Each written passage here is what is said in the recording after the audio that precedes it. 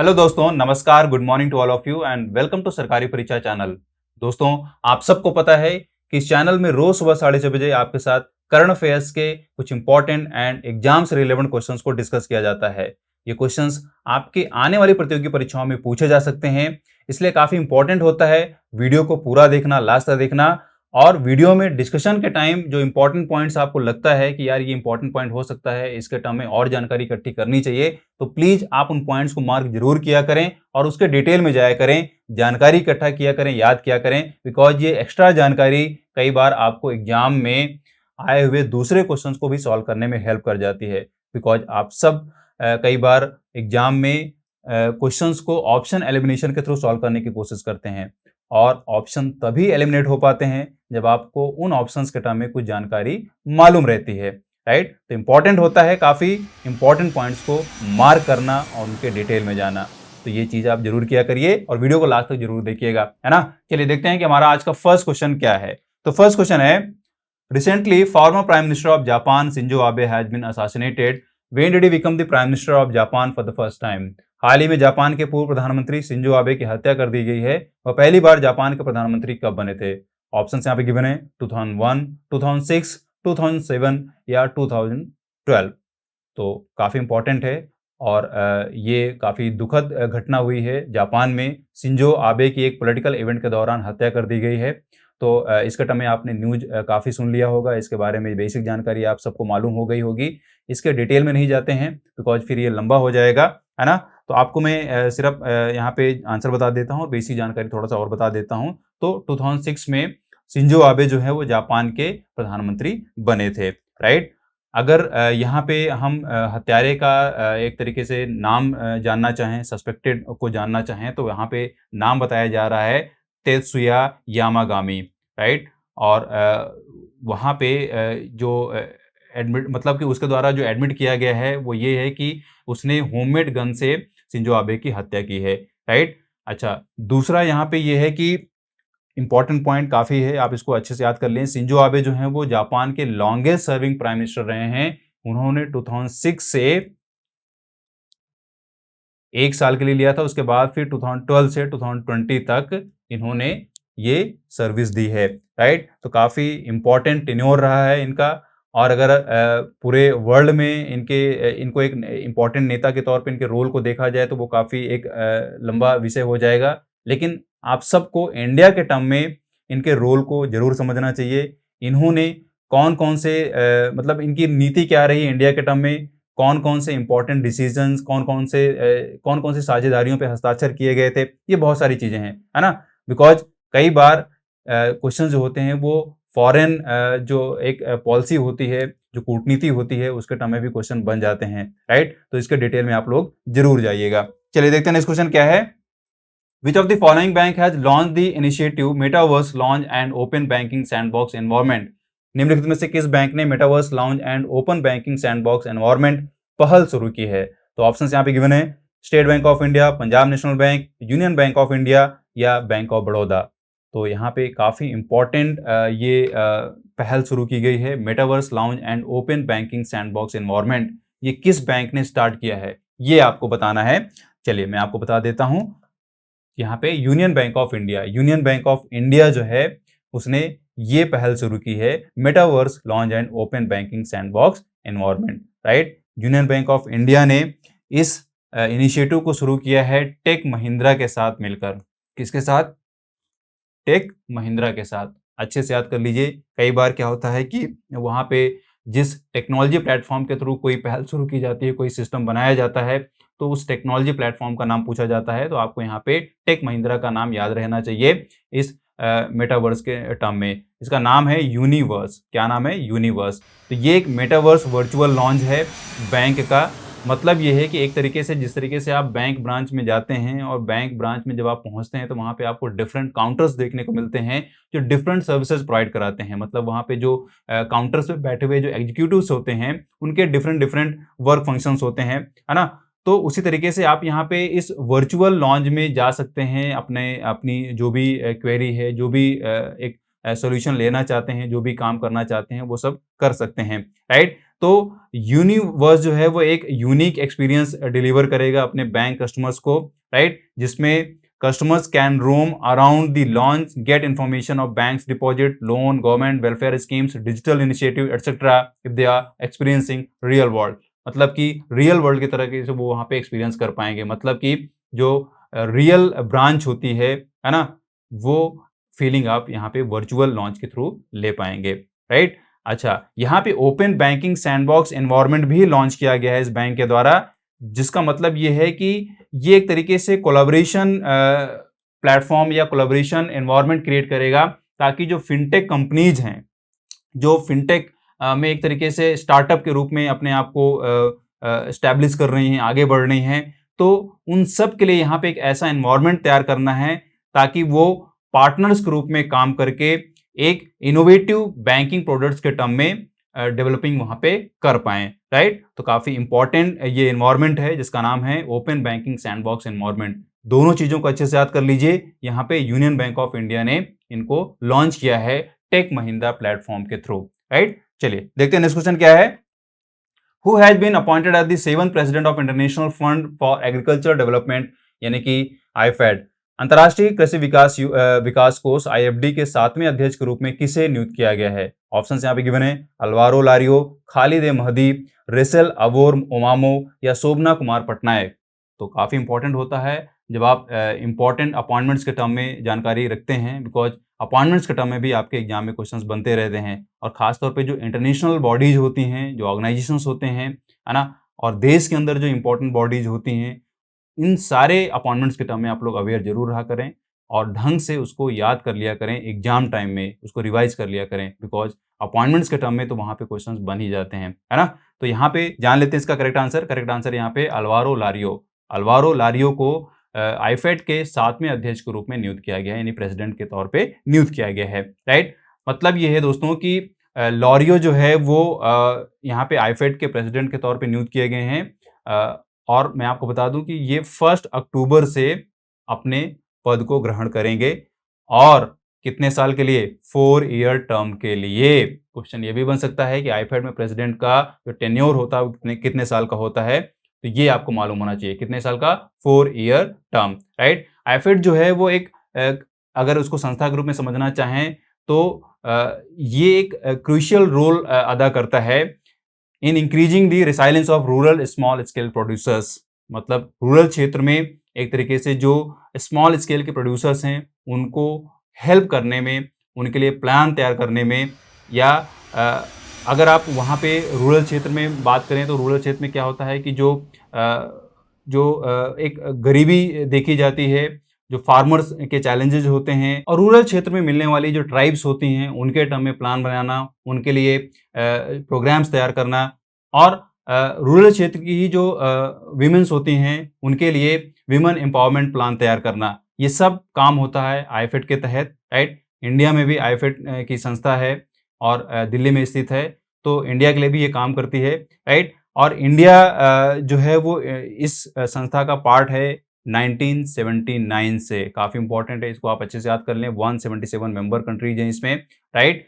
और अगर इसको हम फंड इन्वेस्टमेंट के तौर पे देखें तो मैं आपको बता दूं कि ये एक तरीके से जो क्लाइमेट अडाप्टेशन है, जो सस्टेनेबल फूड सिस्टम्स हैं, इन सब को एक तरीके से ये प्रमोट करता है, ताकि जो यूएन के एसडीजी गोल्स हैं, यानी कि जो सस्टेनेबल डेवलपमेंट गोल्स हैं, उनको अचीव किया जा सके, है ना। बहुत इंपॉर्टेंट यहाँ पे ये टर्म है सस्टेनेबल डेवलपमेंट गोल्स, यानी कि एसडीजी। इसको आप डिटेल में जरूर जाइए कि यूएन का एसडीजी क्या है और कब तक इनको अचीव किया जाना है, और किन कंट्रीज पे एक तरीके से दारोमदार है इन गोल्स को अचीव करने के लिए, राइट। और यूएन की कौन कौन सी संस्थाएं एक तरीके से इसमें बहुत डेडिकेटेड हैं इन गोल्स को अचीव करने के लिए, राइट। या यूं कह लें कि डायरेक्टली जो एक प्रेशर है उन संस्थाओं के ऊपर कि इन गोल्स को अचीव करना ही करना है, तो वो संस्थाएं कौन कौन सी हैं, राइट। काफ़ी इंपॉर्टेंट है इन सारी चीज़ों के टर्म में डिटेल इकट्ठा करना। उनको इकट्ठा करिए और जितना हो सके डिटेल में जाइए। क्वेश्चन कहीं से बन सकता है, खासतौर पर अगर आप सिविल सर्विस की तैयारी करते हैं तो ऐसी डिटेल जानकारी आपको रखनी चाहिए, राइट। चलिए देखते हैं नेक्स्ट क्वेश्चन क्या है। In the name of which of the following great personality national monuments authority has recommended Sankalp Bhoomi banyan tree complex and Pratap Rao Bhosale high school to be declared as monuments of national importance? निम्न में से किस महान व्यक्ति के नाम पर राष्ट्रीय स्मारक प्राधिकरण ने संकल्प भूमि बरगद वृक्ष परिसर और प्रताप राव भोसले हाई स्कूल को राष्ट्रीय महत्व के स्मारक घोषित करने की सिफारिश की है? ऑप्शन यहाँ पे गिवन है, Mahatma Gandhi, doctor B R Ambedkar, Bhagat Singh, Chhatrapati Shivaji महाराज।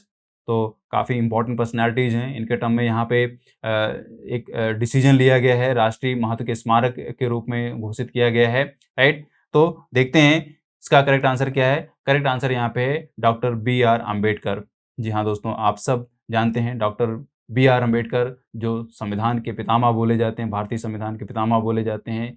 एक ग्रेट पर्सनैलिटी, मतलब कि एक ग्रेट विद्ववेत्ता और एक ग्रेट इकोनॉमिस्ट और एक ग्रेट पॉलिटिशियन, मतलब जो जो चीज़ें आप इनके टर्म में जोड़ सकते हैं वो सारी खूबियाँ इनके अंदर थी। और ये खूबियाँ ऐसी नहीं हैं मतलब कि सिर्फ उनके अंदर ये हरपन मौला वाला एक गुण रहा है कि हाँ वो इस क्षेत्र में भी ये काम कर लेते थे, इस चीज़ की भी जानकारी रखते थे। नहीं, आप जिस भी क्षेत्र में एक तरीके से सोच पाओगे, उंगली रखोगे ना, उस क्षेत्र में डॉक्टर बी आर अम्बेडकर के पास डिग्री थी। और डिग्रियां जो हैं कोई छोटी मोटी जगह से नहीं थी। काफ़ी ग्रेट पर्सनैलिटी रही हैं डॉक्टर बी आर अम्बेडकर। उनके टर्म में आपको डिटेल में ज़रूर पढ़ना चाहिए। एक इम्पॉर्टेंट पर्सनैलिटी के रूप में आपको उनकी जो जीवनी है वो ज़रूर पढ़ना चाहिए। काफ़ी मोटिवेशनल है और काफ़ी जानकारी आपको मिल सकती है, राइट। मैं आपको बता दूं कि एनएमए ने ये रिकमेंड किया है कि Sankalp Bhumi banyan tree campus in Vadodara, जहाँ पे डॉक्टर अम्बेडकर ने एक तरीके से ये रिजोल्यूशन लिया था कि अनटचबिलिटी को एरेडिकेट करना है, ख़त्म करना है। 23 सितंबर 1917 को, 23 सितंबर 1917 को उन्होंने इस जगह पे एक तरीके से ये संकल्प लिया था कि देश से अनटचबिलिटी को एरेडिकेट करना है, ख़त्म करना है, राइट। और इसी को यहाँ पे एनएमए ने मॉन्यूमेंट ऑफ नेशनल इंपॉर्टेंस घोषित किया एक तरीके से, राइट। और दूसरा दोस्तों मैं आपको बता दूं, यहाँ पे एनएमए ने इनके स्कूल को भी एक राष्ट्रीय यहाँ पे एक मॉन्यूमेंट घोषित किया है, मतलब कि नेशनल मॉन्यूमेंट घोषित किया है। और स्कूल का नाम है Pratap Rao Bhosale high school, right. अच्छे से याद कर लें, यहाँ पे प्रताप राव भोसले हाई स्कूल, यहाँ पे डॉक्टर भीमराव अंबेडकर ने अपनी पढ़ाई की थी, राइट, शुरुआती पढ़ाई की थी। काफी इंपॉर्टेंट, इन दोनों को अच्छे से याद कर लें। देखते हैं नेक्स्ट क्वेश्चन क्या है। Which of the following Indian naval ship has visited Djibouti as part of its long range overseas deployment followed by maritime partnership exercise with Sudan navy? निम्नलिखित में से किस भारतीय नौसैनिक जहाज ने अपनी लंबी दूरी की विदेशी तैनाती के हिस्से के रूप में जिबूती का दौरा किया और उसके बाद सूडान नौसेना के साथ समुद्री साझेदारी अभ्यास किया? तो ऑप्शन यहाँ पे गिवन है, आईएनएस शिवालिक, आईएनएस तलवार, आईएनएस ब्रह्मपुत्र या आईएनएस तरकस। तो दोस्तों इसका मैं आपको करेक्ट आंसर बता देता हूँ फटाफट। करेक्ट आंसर यहाँ पे आईएनएस तरकस। जी हाँ, आईएनएस तरकस जो है वो जिबूती उसने विजिट किया है। आपको मालूम होना चाहिए जिबूती जो है वो अफ्रीका का एक कोस्टल कंट्री है, राइट। और काफ़ी इंपॉर्टेंट है इसका। आप यहाँ पे देखिए कि सूडान नेवी के साथ इस जहाज ने, यानी कि आईएनएस तरकस ने सूडान नेवी के साथ एक एक्सरसाइज भी की है, पार्टनरशिप एक्सरसाइज की है, राइट। और मैं आपको बता दूं कि यहाँ पे ये जो शिप है, यानी कि आईएनएस जो तरकस है, वो रियो डी जेनेरियो के डिप्लॉयमेंट पे निकला हुआ है, राइट। आपको पता होना चाहिए रियो डी जेनेरियो जो है वो ब्राजील में है, राइट।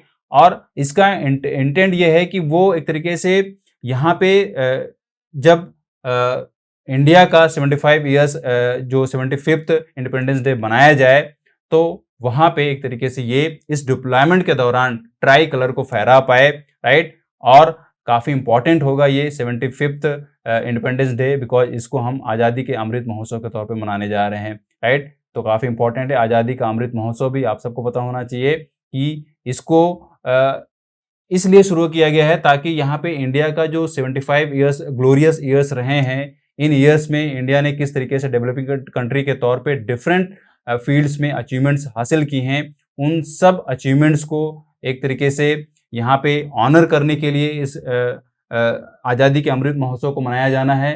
प्लस यहाँ पे एक विजन रखा जाना है, इनफैक्ट विजन रखा जा चुका है। भारत सरकार के जो डिफरेंट डिपार्टमेंट्स हैं, उन डिपार्टमेंट्स के थ्रू इन विजन पे काम भी किया जाना स्टार्ट किया जा चुका है। और विजन ये है कि आने वाले 25 सालों में किस तरीके से इंडिया को एक नए इकोनॉमिक डेवलपमेंट कंट्री के तौर पे देखा जा सके, ताकि वो एक डेवलप्ड कंट्री बन पाए, राइट। तो ये सारे इंपॉर्टेंट टर्म्स हैं, आप अच्छे से जरूर याद कर लें, मार्क कर लें। चलिए देखते हैं नेक्स्ट क्वेश्चन क्या है। What is the name of the Geo portal launched for NCR which has now been open to the general public? NCR के लिए शुरू किए गए जियो पोर्टल का नाम है जो अब आम जनता के लिए खोल दिया गया है, उसका नाम क्या है आपको बताना है। यहाँ पे नाम, यहाँ पे ऑप्शंस गिवन है, भुवन, परिमन, जियोस या ई धरती। चलिए यहाँ पे करेक्ट आंसर जान लेते हैं फटाफट। करेक्ट आंसर यहाँ पे है परिमन। जी हाँ, परिमन जियो पोर्टल को शुरू किया गया है आम जनता के लिए, और ये जो है वो एक तरीके से एनसीआर में जो प्लानिंग की जा रही है उन प्लानिंग्स को एक तरीके से डिसेंट्रलाइज करने के लिए इस जियो पोर्टल को लॉन्च किया गया है। मतलब कि ये जो जियो पोर्टल है वो एनसीआर के तहत, एनसीआर के लिए जो प्लानिंग्स की जा रही हैं उसको डिसेंट्रलाइज किया जा सके और उनका मैनेजमेंट किया जा सके, राइट। मैं आपको बता दूं कि ये जो पोर्टल है इसमें 179 लेयर्स हैं, जिसमें line, point and polygon features हैं जो डिफरेंट सेक्टर्स की इंफॉर्मेशन को वहां पे कवर करता है, राइट। जैसे कि हम बात करें लैंड यूज की, ट्रांसपोर्ट की, इंडस्ट्रीज की, वाटर की, power, health, shelter, heritage and tourism, disaster management, और भी जितने भी फील्ड्स हैं जिनमें गवर्नमेंट को काम करना पड़ता है, प्लानिंग करनी पड़ती है, मैनेजमेंट करना पड़ता है, उन सारी चीज़ों में ये जो प्लेटफॉर्म है, जो पोर्टल है, वो इंफॉर्मेशन रखता है और उसको मॉनिटर करने की, उसको मैनेज करने की क्षमता रखता है, राइट। तो काफी इंपॉर्टेंट है, इसको भी आप अच्छे से याद कर लें। चलिए देखते हैं नेक्स्ट क्वेश्चन क्या है। What is the theme of 8th edition of webinar series igniting young minds rejuvenating rivers hosted by NMCG? NMCG द्वारा होस्ट की गई वेबिनार श्रृंखला इग्निटिंग यंग माइंड्स कायाकल्प नदियों के 8वें संस्करण का विषय क्या है? तो ऑप्शन यहाँ पे गिवन है, save Ganga, clean Ganga, afforestation, deforestation. तो थीम के टर्म में भी क्वेश्चन बनते रहते हैं। जब भी कोई इंपॉर्टेंट इवेंट हो, इंपॉर्टेंट डेट हो, जब भी आप यहाँ पे इंपॉर्टेंट डेट एंड इवेंट के टर्म में क्वेश्चन देखें, घटना कोई देखें, तो थीम को जरूर पकड़ा करें, उसको याद करा करें, बिकॉज थीम के टर्म में क्वेश्चन बनते रहते हैं। चलिए जानते हैं इसका करेक्ट आंसर क्या है। करेक्ट आंसर यहाँ पे अफॉरेस्टेशन। जी हाँ, यहाँ पे एनएमसीजी द्वारा जो होस्ट किया गया है igniting young minds rejuvenating reverse, उसकी थीम रही है अफॉरेस्टेशन, राइट। तो एनएमसीजी जो है वो आप यहाँ पे अच्छे से जान लीजिए। एनएमसीजी जो है वो मतलब यहाँ पे national mission for clean Ganga, right. और ये जो मिशन है, ये एक तरीके से जो डिपार्टमेंट है वो मिनिस्ट्री ऑफ जल शक्ति के तहत काम करती है, और काम इसका यही है कि ये किस तरीके से जो गंगा है उसको कैसे क्लीन किया जा सके, उसके टर्म में जो भी प्लानिंग करनी होती है, जो भी प्रोग्राम्स बनाने हैं, है ना, वो सब एनएमसीजी एक तरीके से करती है। तो यहाँ पे एक वेबिनार सीरीज आयोजित की गई है, igniting young minds rejuvenating reverse. तो आप नाम से ही समझ पा रहे होंगे कि इसका पर्पज क्या रहा होगा। इस वेबिनार का पर्पज यही रहा है ताकि जो यंग माइंड है, जो यंग लोग हैं, उनको भी जो गंगा के टर्म में जो रेजुविनेशन होना है, रेजुविनेशन के टर्म में जो इश्यूज हैं, उन सब के टर्म में यंग माइंड्स के थॉट्स को लिया जा सके, उनके सुझावों को लिया जा सके, समझा जा सके, राइट। तो इस वेबिनार सीरीज का यही पर्पज है।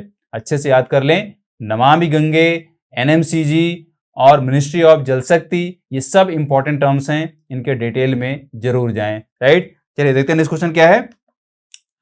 Where has the G20 foreign ministers meeting been held? G20 विदेश मंत्रियों की बैठक कहाँ आयोजित की गई है? तो ऑप्शन यहाँ पे गिवन है, रियाद, बाली, न्यू दिल्ली या इटली।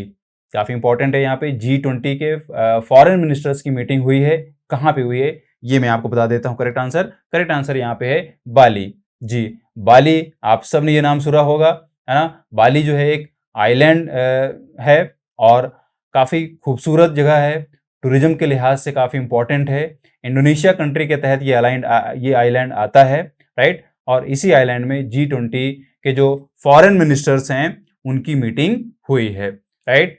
और यहाँ पे जो थीम रखी गई है, building a more peaceful, stable and prosperous world together, इस थीम के तहत यहाँ पे फॉरेन मिनिस्टर्स की मीटिंग हुई है 7 से 8 जुलाई 2022, राइट। अच्छे से याद कर लें। और यहाँ पे G20 में आने वाली जो कंट्रीज हैं उनका भी नाम गिवन है, उसको भी आप अच्छे से यहाँ पे देख लें। अर्जेंटीना है, ऑस्ट्रेलिया है, ब्राज़ील है, कनाडा है, चाइना है, फ्रांस है, जर्मनी है, इंडिया है, इंडोनेशिया है, इटली है, Japan, Mexico, Russia, Saudi Arabia, south Africa, south Korea, Turkey, United kingdom, United states and European union, right. ध्यान दीजिएगा यहाँ पे United kingdom and European union को अलग एक बॉडी के रूप में हम देख रहे हैं और यूनाइटेड किंगडम को एक अलग कंट्री के तौर पे हम देख रहे हैं, राइट। तो ये सारी जो हैं वो G20 की मेंबर कंट्रीज हैं। मेंबर कंट्रीज के टर्म में भी क्वेश्चन बनते रहते हैं और खास तौर पे इंडिया किन किन इंपॉर्टेंट ग्रुप्स का मेंबर है वो आपको मालूम होना चाहिए, राइट। चलिए देखते हैं नेक्स्ट क्वेश्चन क्या है।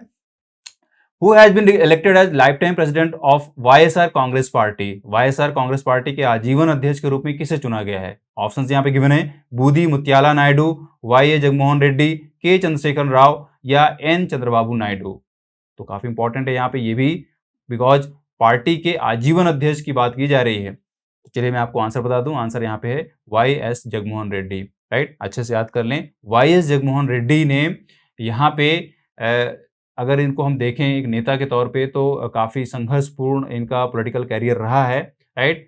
और 2017 में इन्होंने एक तरीके से जो प्रेसिडेंट एक होता है पार्टी का उसके तौर पे यहाँ पे इलेक्ट किए गए थे, राइट। लेकिन अब यहाँ पे फाइनली जो है पार्टी ने ये डिसीजन लिया है और एक तरीके से ये कानून बना लिया है पार्टी के अंदर कि जो भी प्रेसिडेंट हम चुनेंगे वो लाइफ टाइम के लिए चुनेंगे, राइट। तो अच्छे से याद कर लें, यहाँ पे मिस्टर जगन को यहाँ पे YSRC का प्रेसिडेंट चुना गया है, राइट। चलिए देखते हैं नेक्स्ट क्वेश्चन क्या है। Which countries prime minister Ranil Wickremesinghe has announced his resignation? किस देश के प्रधानमंत्री रानिल विक्रमसिंघे ने अपने इस्तीफे की घोषणा की है? आप सबको ये तुरंत आ गया होगा आंसर, है ना, और नहीं भी आ रहा है चलिए मैं आपको बता देता हूँ करेक्ट आंसर यहाँ पे श्रीलंका। जी हाँ, मैंने आपको इसलिए बोला आप सबको याद आ गया होगा बिकॉज ये श्रीलंका में बहुत उथल-पुथल हो चुकी है पिछले 2-3 महीने से। आप सब लोग जरूर न्यूज़ में सुनते रहते होंगे, है ना, श्रीलंका में ये हो रहा है, श्रीलंका में वो हो रहा है। तो यहाँ पे रानिल विक्रमसिंघे जो हैं वो प्रधानमंत्री थे श्रीलंका के, इन्होंने अब क्या कर दिया, रिजाइन कर दिया है, राइट। काफ़ी प्रेशर था इनके ऊपर एक तरीके से, बिकॉज जो श्रीलंका की जो इकोनॉमिक कंडीशंस हैं, इकोनॉमिक जो क्राइसिस है वो काफ़ी बढ़ चुकी है। हालांकि अब चीज़ें कंट्रोल हुई हैं, लेकिन उन चीज़ों को कंट्रोल करने के लिए जो एक कर्ज आ चुका है श्रीलंका के ऊपर, जो एक दबाव आ चुका है, उसको झेलना या उसको ख़त्म करना अब काफ़ी ये एक तरीके से चैलेंजिंग टाइम है। और इसमें जो डिफरेंट पॉलिटिकल पार्टीज हैं वहाँ पे वो एक तरीके से उनमें अब यूनिटी देखी जा रही है, एक तरीके से वो इसको मिलकर इसको समझना चाह रहे हैं, सुलझाना चाह रही हैं, राइट। तो यहाँ पे रानिल विक्रमसिंघे ने अभी अपने पद से इस्तीफा दे दिया है। काफ़ी इंपॉर्टेंट है, श्रीलंका का जो भी इकोनॉमिक क्राइसिस रहा है उसका डिटेल में जरूर जाएं, है ना। और अगर आपको नहीं भी समझ में आया अभी तक तो प्लीज़ मुझे कमेंट करें इस वीडियो में। अगर आपको लगता है कि श्रीलंका की इकोनॉमिक क्राइसिस पे वीडियो बननी चाहिए तो जरूर उस पर बनाई जा सकती है और आपको समझाया जा सकता है ना। दोस्तों ये थे आज के इंपॉर्टेंट क्वेश्चंस जो आपके आने वाले एग्जाम्स में पूछे जा सकते हैं। तो इंपॉर्टेंट पॉइंट्स को आई होप आपने मार्क कर लिया होगा, इन क्वेश्चंस के आंसर को याद कर लिया होगा, तो उनको एग्जाम टाइम में रिवाइज करके जरूर जाइएगा, राइट। मतलब मेरा ये दोस्तों कि रोज सुबह 6:30 बजे जब आप ये वीडियो देखते हैं तो आप एक नोट्स बनाते चलिए, है ना। 1-2 वीडियो से काम नहीं चलेगा, आप कम से कम 6 महीने के जब करंट अफेयर्स डेली इस तरीके से पढ़ेंगे समझेंगे तो डेफिनेटली आपका करंट अफेयर्स जो है वो काफ़ी स्ट्रांग होगा। आने वाले एग्जाम में क्वेश्चंस को आप सॉल्व कर पाएंगे कॉन्फिडेंस के साथ, राइट। तो चलिए आपकी आने वाली परीक्षाओं के लिए ढेर सारी शुभकामनाएं। मिलता हूं आपसे नेक्स्ट वीडियो में। लेकिन अगर आपने अभी तक चैनल को सब्सक्राइब नहीं किया है तो पहले इसको सब्सक्राइब कर लें, बेल आइकन को प्रेस कर लें ताकि इंपॉर्टेंट वीडियोज की नोटिफिकेशन आपको मिलती रहे, राइट। चलिए मिलता हूं आपसे नेक्स्ट वीडियो में, तब तक have a nice day, great day, thank you.